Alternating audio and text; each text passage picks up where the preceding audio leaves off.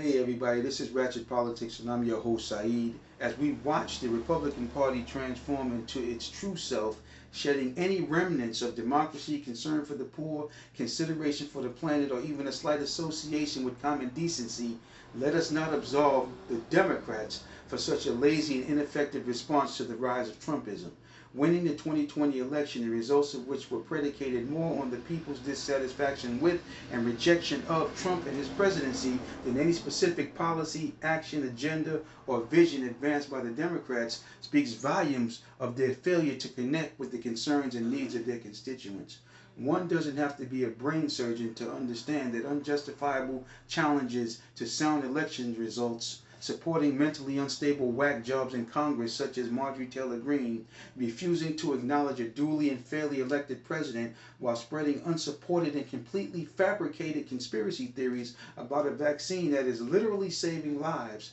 represent a poisonous cocktail designed to undermine scientific findings and destroy the very democracy and way of life we send our young people in harm's way to defend. This regression into its true self by the Republican Party is a betrayal of the American people, a betrayal of American soldiers, and a betrayal of the oath these politicians took to uphold the Constitution. It's also a betrayal by Democrat politicians whose silence in the face of such an unprecedented attack on democracy, justice, and truth can be deemed nothing short of complicity. Chuck Schumer and 8 other clown Democrats confirmed this. They confirmed this contention when they joined Republicans to support a reckless spending bill that only further encouraged them to continue their march towards an unprecedented, mean, and heartless bill that ultimately strips health care from over 10 million Americans, destroys SNAP, mutilates Medicaid, all in the name of, you got it, trillions of dollars in tax breaks for people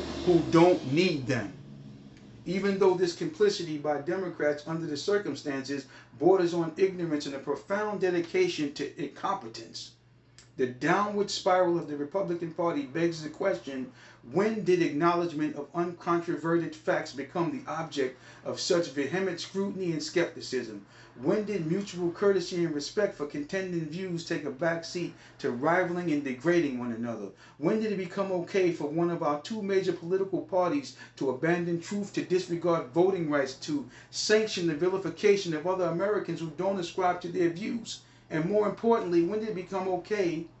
for a president after a contentious election to continue to divide an already ideologically wounded and polarized nation?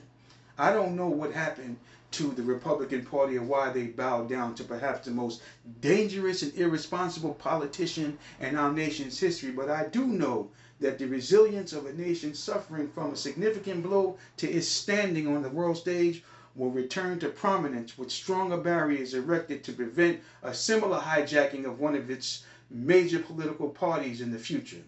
America has an uncanny ability to fix itself despite the weakness and waywardness of its politicians.